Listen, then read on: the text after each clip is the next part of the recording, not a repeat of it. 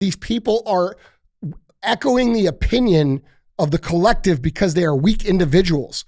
And so we have to understand the psychology of the group and how that plays into how culture flows and how it moves. And we are entering a phase where it's becoming increasingly obvious to a large number of people that a lot of the going on in the world is not okay. And as that happens, and as the collective starts to wake up, people become more comfortable with standing on their own opinion. And that's a big deal. And I don't think they're going to be able to recover their ability to influence the way that they have. I think ultimately what we're going to see is we're going to see entertainment and culture and everything go back to traditional values. We're going to find a sweet spot, where comedy's funny, people accept people, nobody, there's not bigotry, everybody's getting along, which is what they're trying to avoid from happening. Because when that happens, when culture finds that sweet spot of all of us getting along, all of us having a sense of humor, all of us working together, that's called unity. And if we're united, they can't win. What is up, guys? It's Andy Frisella, and this is the show for the realists. Say goodbye to the lies, the fakeness, and delusions of modern society, and welcome to reality. Guys, today we have Q&AF. And if you're wondering about my voice, I caught the flu, and I've been sick for the last 5 days straight. And that's why my voice is gone. So, dropped about 15 pounds, went from 260 to 246. I want the flu. It ain't all that, bro. Fucking ate. I haven't been able to. I'm gonna have to restart 75 hard by the time this air. I'm gonna start tomorrow, which is Monday. Mm-hmm. Yeah, brain's starting to work a little bit better, but got my rucks in. That's good. Yeah, got my rucks in. Was unable to do 75 hard. It was just too much, bro. But yeah, so here we are, Monday, back in the saddle. Getting back to it. Yeah. So what's up, man? Well, not much, man. I'm gonna skip the whole intro because hey, listen. Try to save some of my juice. Efficient. That's right. That's the word. Yeah, no, everything's good, man. I got some good ones for you. Yeah? Yeah. What'd you do this weekend? Almost got into a fight. Yeah? Yeah. I don't know if you want to, tell us. He actually said, he said he used to actually work for you. Oh, really? Yeah, I think he said his name was Dan, but I didn't get a last name off of it. Oh. Big fucking guy. Really? Yeah, big guy. Yeah. Almost knocked him out. Dan. We got some UFC fighting this weekend. That was pretty good. What'd you think of that? It was awesome. It was a little bit of a controversial decision. What'd you think, dude? I think in order to beat a champ, you have to beat the champ, and I don't think Duplessis really beat him. That's what I thought too, bro. I thought Strickland should have won that fight. The first two rounds were definitely Strickland. The second two were Duplessis. And the last round was Strickland. Yeah, that's how I saw it too, that's man. What I thought, yeah. Man, it was unfortunate. I really like Strickland. How do you become a judge? Like, what's that process like? I have no idea. Huh? I don't know. That'd be cool to do. I don't know this, but I know I'm a big fan of Sean Strickland, dude. He's a great guy. He exercises his freedom of speech. When we talk about exercise the rights, it's not given. You got to exercise it. That's it. That's what he does. This is how freedom of speech maintains itself. And you can agree or disagree with anything that he says, but the fact that he says whatever he wants to say is the important part. Yeah. And what happened to him? What's the backlash? He got more popular. Did he get fired? No, he has become the most popular UFC fighter right now. I think he's the most popular guy right now. Right now, easily, yes. Yeah. And all he did was just talk. Say what he thinks. Yeah. It's amazing. Very simple. Yeah. So anyway, if I think we're going to try, we were just talking, I think we're going to try to hit that Mike Chandler, Conor McGregor fight in June. Yeah. Let's go. We got to fucking go. Let's go. Mike Chandler's from right down the road here, man. You got to support hometown, bro. Great fucking guy. And I like Conor too, so it's like. Yeah. I love Guinness. I'm going to be rooting for Mike Chandler. No question. USA, baby. Yeah, that's right. From St. Louis. That's right. You got to do it. That's right. Yeah, sweet, man. Well, let's get into these questions, guys. Remember, if you want to, you can send these questions and email them in. Ask Andy at andyfrisella.com. Guys, Andy, question number one. Andy, I'm a professional actor in the TV film industry. Within the last few years, it's clear that Hollywood is nothing but corrupt. How could someone like me, who's been in the industry almost 10 years, who's put their blood, sweat, and tears into something, be part of a crooked community when my ideals and beliefs don't align with Hollywood's? I fear that my career won't advance if I don't see eye to eye with the decision makers of the industry. Any thoughts on this? Yeah, I mean, I think there's a lot of different angles on this. First of all, I think we got to recognize that Hollywood's always been full of shit. All right, this isn't just the last couple of years. It's just that the last couple of years it's become very obvious. So that's the first thing. Second thing is, we live in this day and age where you don't have to be beholden to Hollywood to become influential or successful in the entertainment world. Most of the most successful entertainers on the planet are on YouTube now. And these are independent people. These are people who independently create content and then get paid through sponsorship deals, and then monetizing their platform in different ways. And a lot of these guys make way more money than any of these Hollywood people do.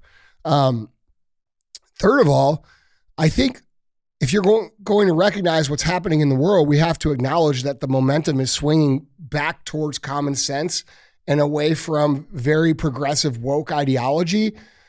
Because what we're seeing is every movie that comes out that's ultra woke, so to speak, is floundering and flopping. And these actors who continue to push this are just driving their careers further and further and further down.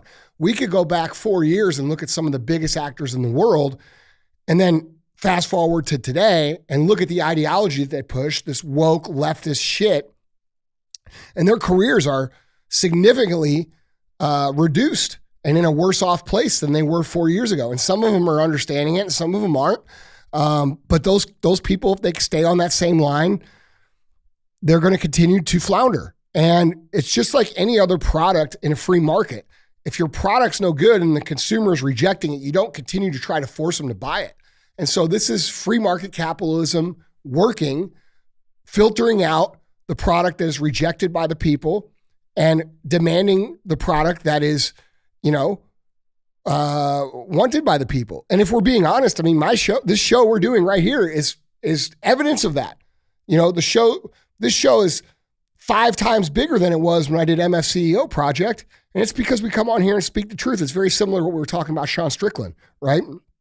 So we have to understand all these concepts. And basically, you have a number of options. One, you could go make your own shit and push it out your own way and become independent. And, if you're good enough, you could possibly do very well. I don't know how good you are. A lot of people think they're really good at this stuff and they suck at it.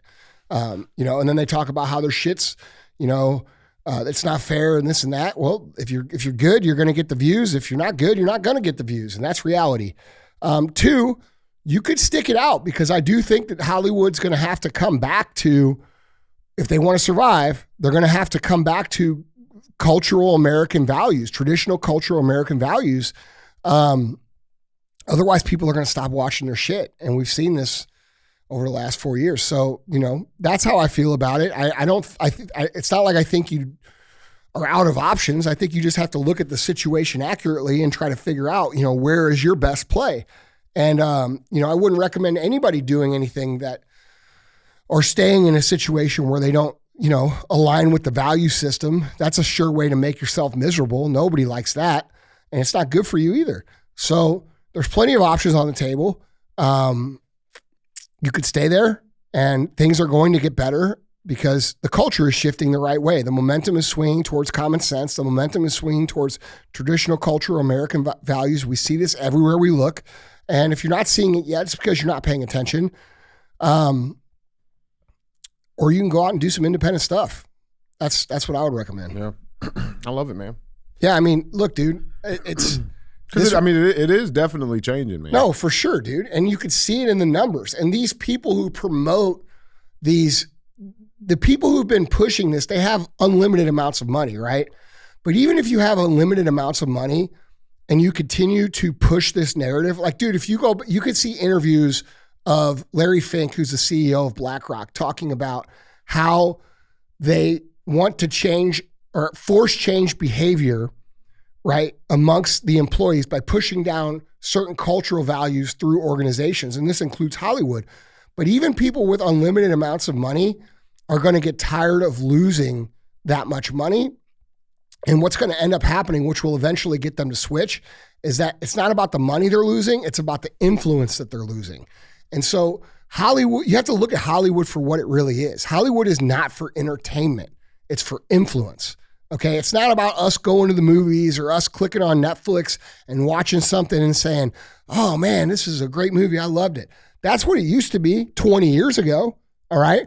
But it's not that anymore. What it is now is how can we drive a certain social narrative for people to adopt behavior so they make certain things look like everybody else thinks they're cool, and they push it out hoping that it will curb behavior in society. And it's propaganda. That's what this is. And so what's going to happen is when they lose their influence, they're going to go back to the thing to build credibility. What's the World Economic Forum's main objective right now? Main objective, rebuild trust, because they've eroded it and they realize they don't have the influence they once had.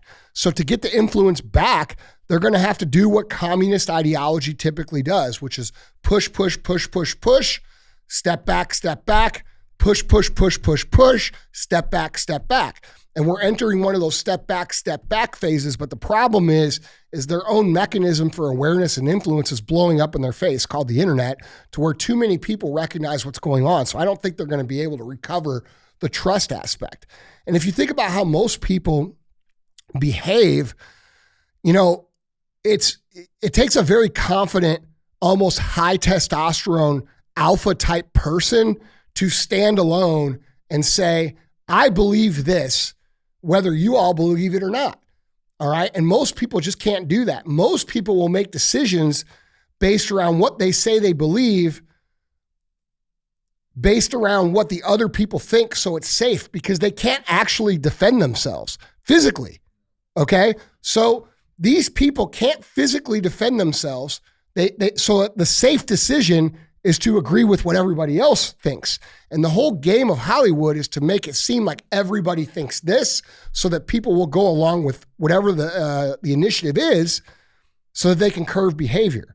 So what we really need to understand is why people say they believe things that they don't actually believe, and it's because they're afraid. And the reason that they actually say that they believe these things is because they think that everybody else believes them. But when everybody else starts to stand up and say, I don't fucking believe that, which is happening right now, now these people lose their structure of influence, so to speak.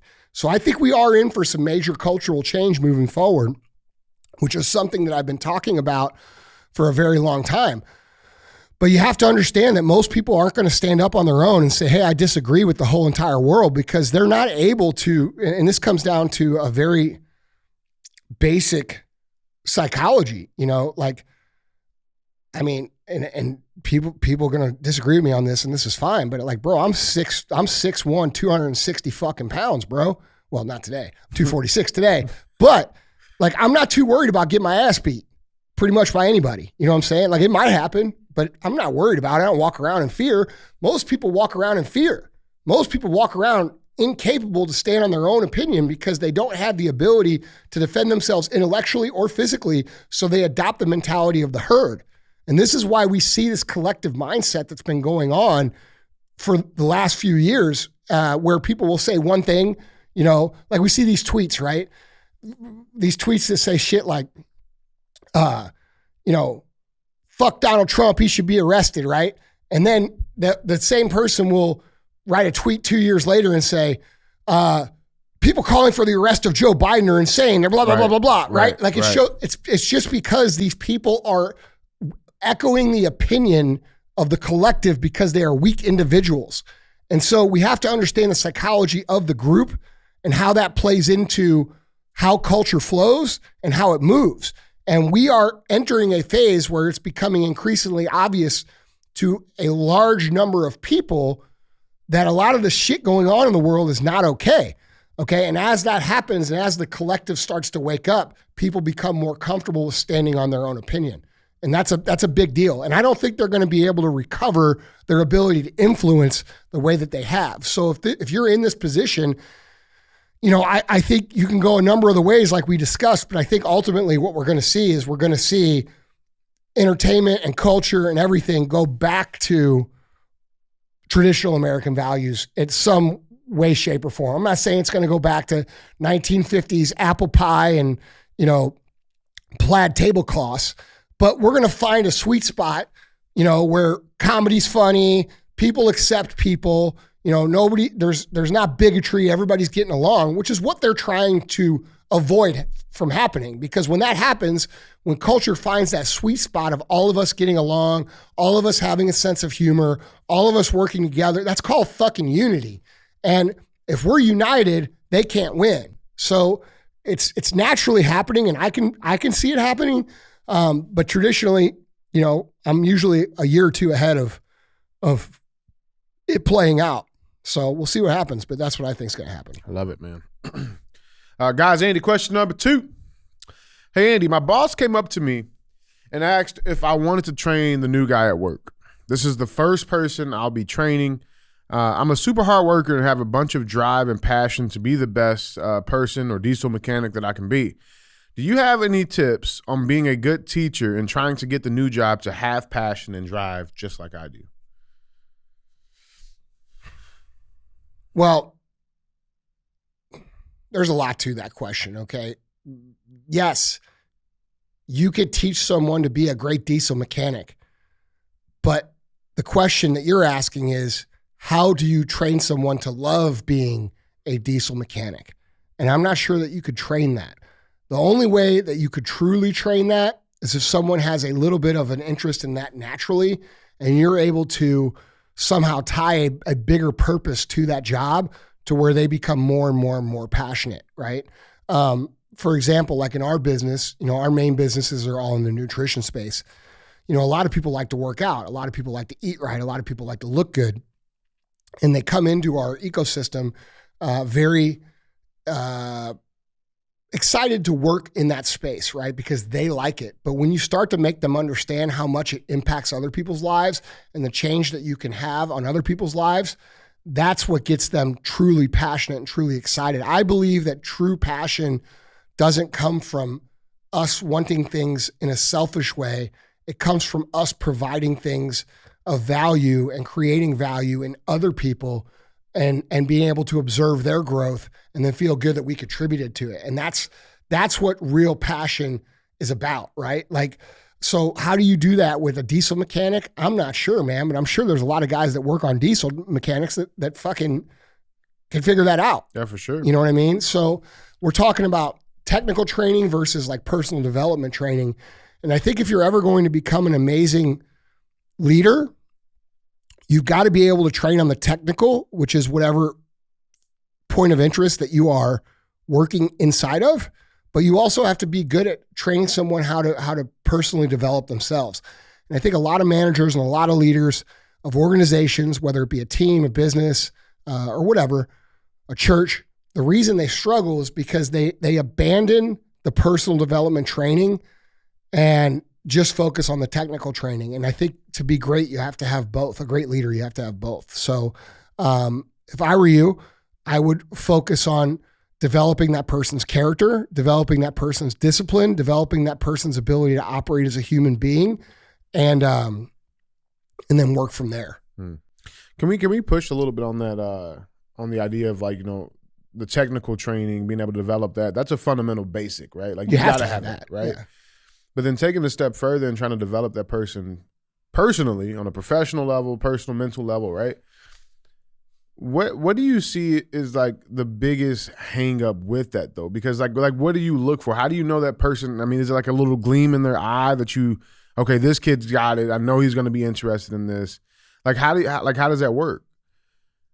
Because you got some guys that just come in just for the money, right? Like I'm just here. Yeah, and there's going to be a lot of those people. I have a saying for that, okay? And the saying is the world needs fry cooks too. You can't have a great hamburger joint without people making great French fries. Oh. You can't have a great company without people that are great at packing boxes. Like there's going to be people who will do that for their entire lives. And that doesn't mean that they're not valuable. It just means they're very good at that. And so we have to understand that.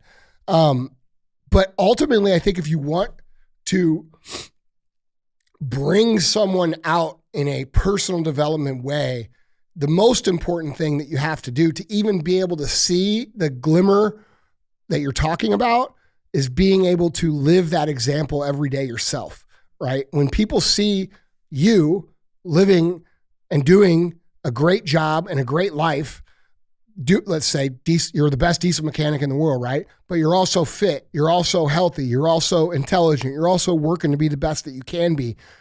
That's going to inspire that person, because that's a cultural difference and a cultural abnormality to most jobs. Yeah, you're changing the definition of what a diesel mechanic is. Correct. Yeah. So that comes from our example. Yeah. And that's why I tell you guys so often that personal excellence is the ultimate rebellion, because it's very hard to change anybody unless you change yourself first. It's impossible, actually. So, and that's where a lot of leaders fuck up. They show up, they're 100 pounds overweight, they drink 5 nights a week, and they can't get their people to perform or be any better, and they're shocked as to why, because they're paying them. Well, bro, you're paying them for the technical. You're not paying them for the character. The character has to be developed through the example that you set.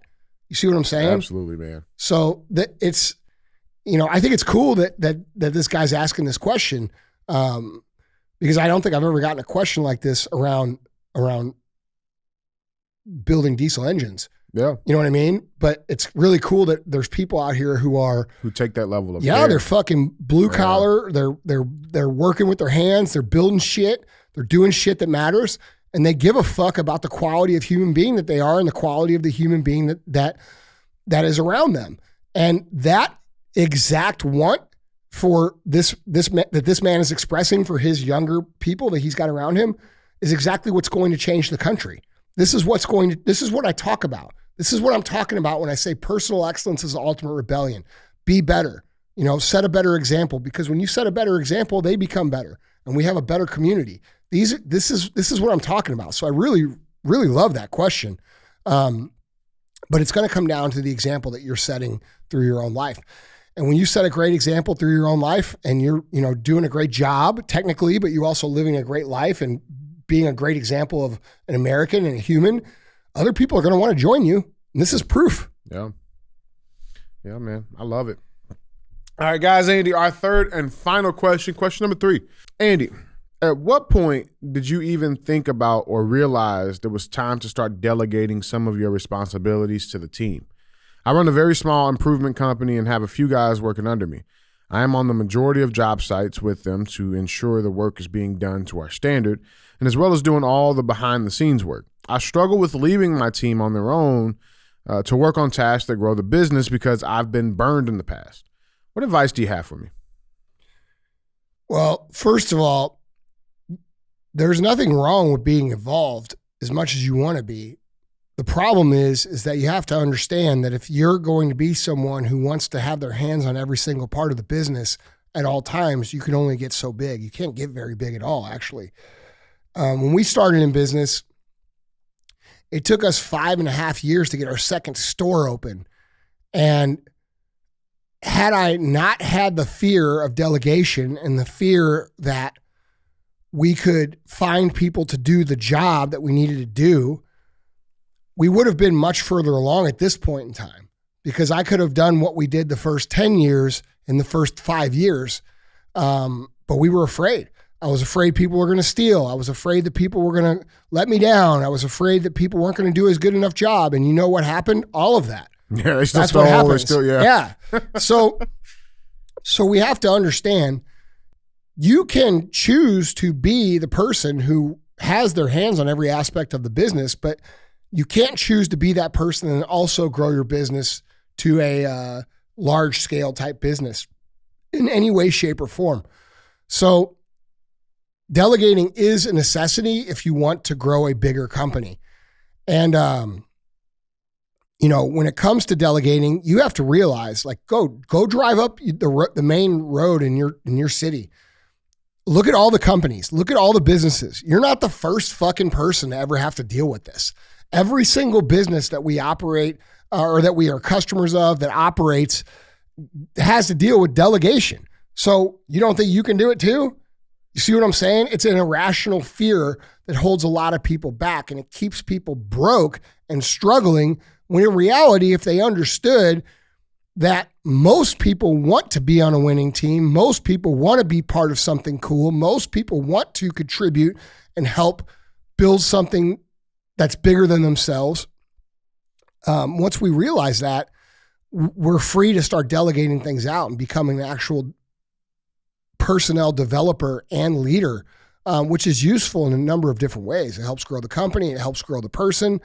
And, once you figure out that the better you are at delegating and leading, it helps the people who work for you earn more money, become more successful in their own, take care of their family in a better way.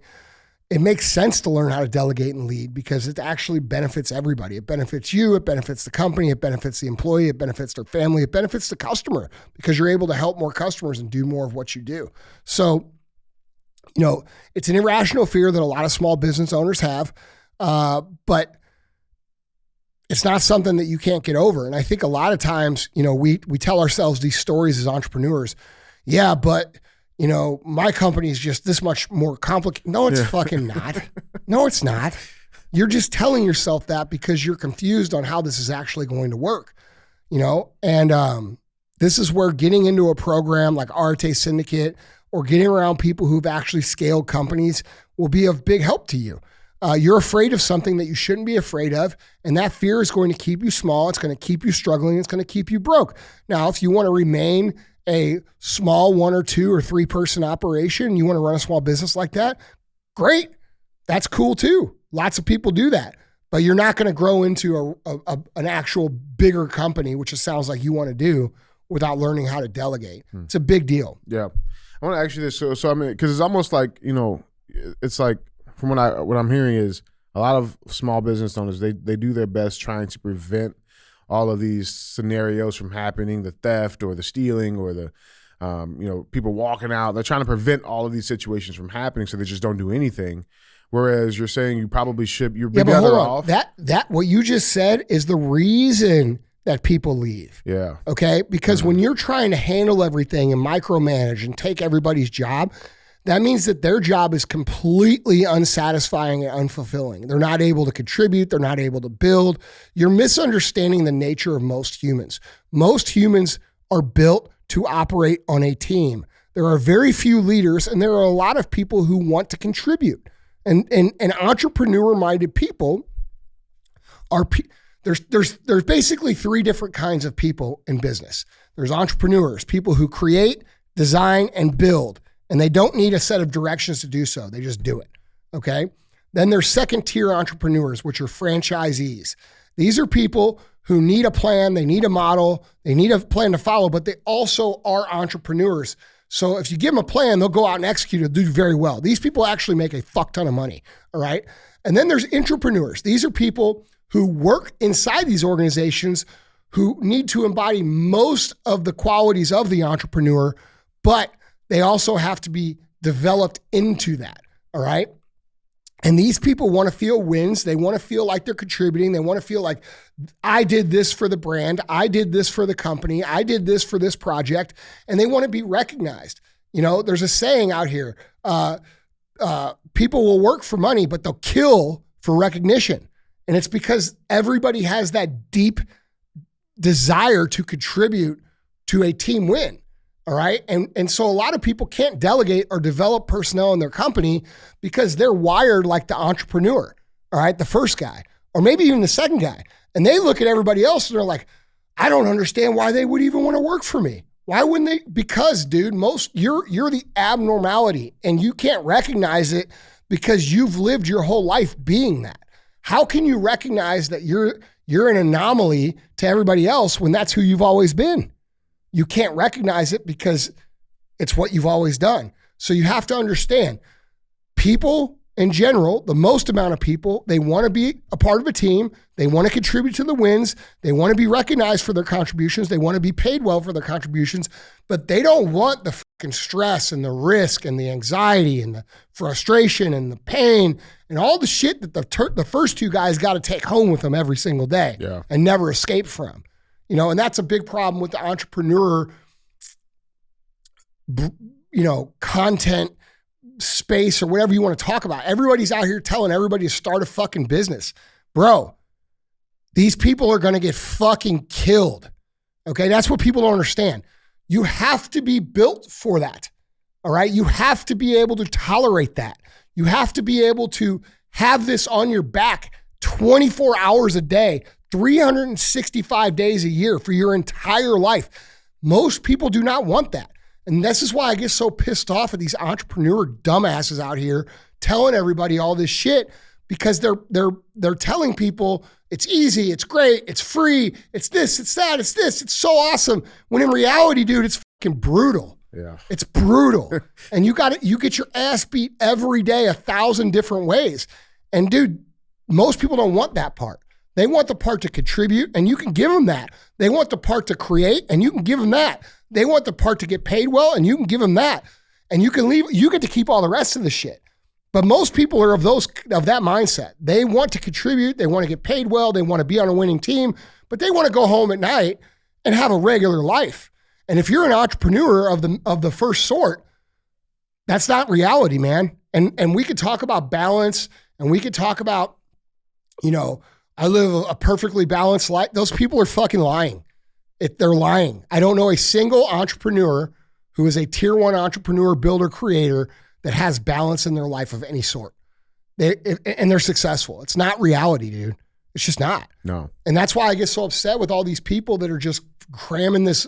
Trying to say that it's not like that. Yeah, man. Yeah. And it's the reason they say it's not like that is because they never built anything real. You can't buy a product from them other than their course. You can't shop at their company. They don't have fucking hundreds of employees. They might have a little assistant over in India or something you know what I'm saying?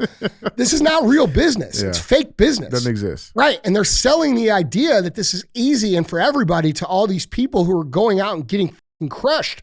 This is why I try to tell the truth about the journey, that it's so fucking hard. And your only option, if you really want to win in it, is to build yourself into someone who can tolerate that path over the course of time.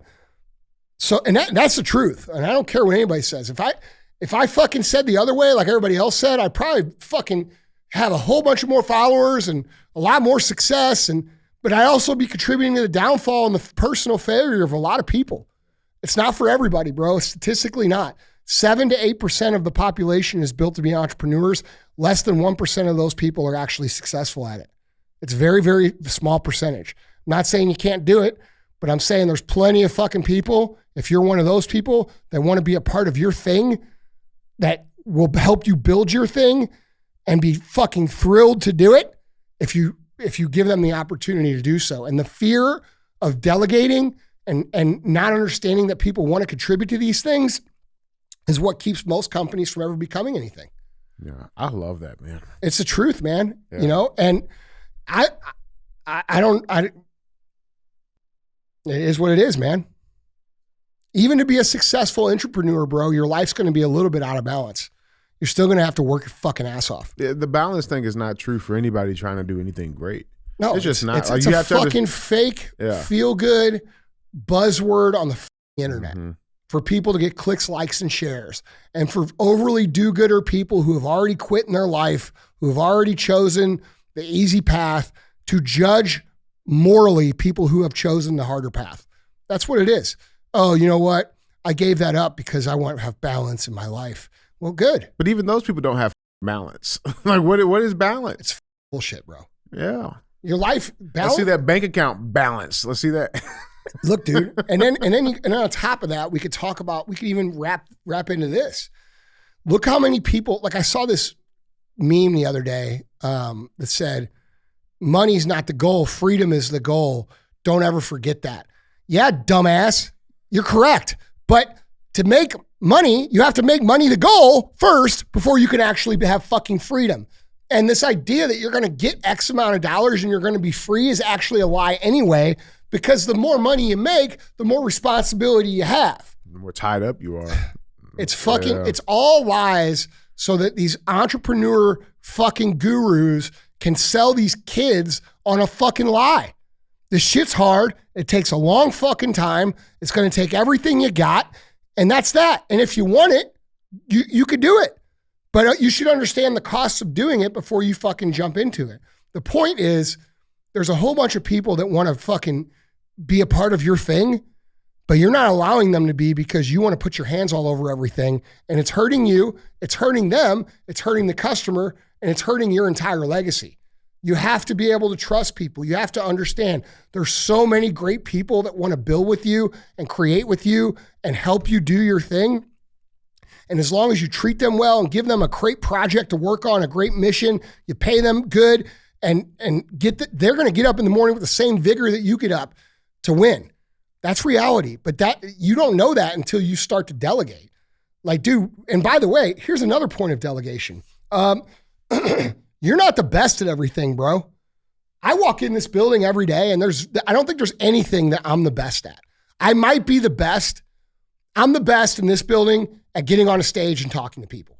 That's what I'm the best at. Well, you're steering the ship. Hold on. Seeing the icebergs. Yeah, my vision. Yeah. That's correct. Yeah. Outside of those two things, there's everybody in this building, every single motherfucker has skills that they have that they are better than me at. Every single person.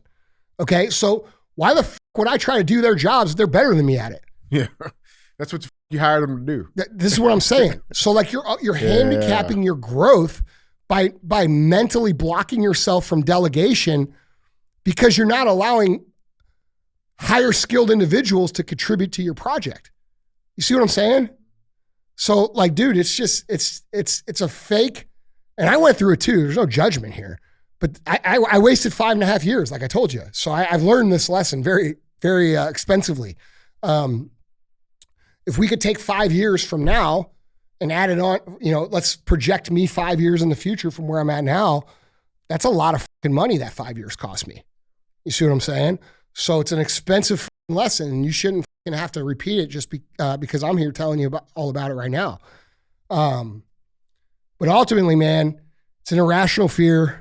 And you need to get over it if you want to be successful for real. Love it, man. Well, guys, Andy, that was 3. Yep. Go pay the fee.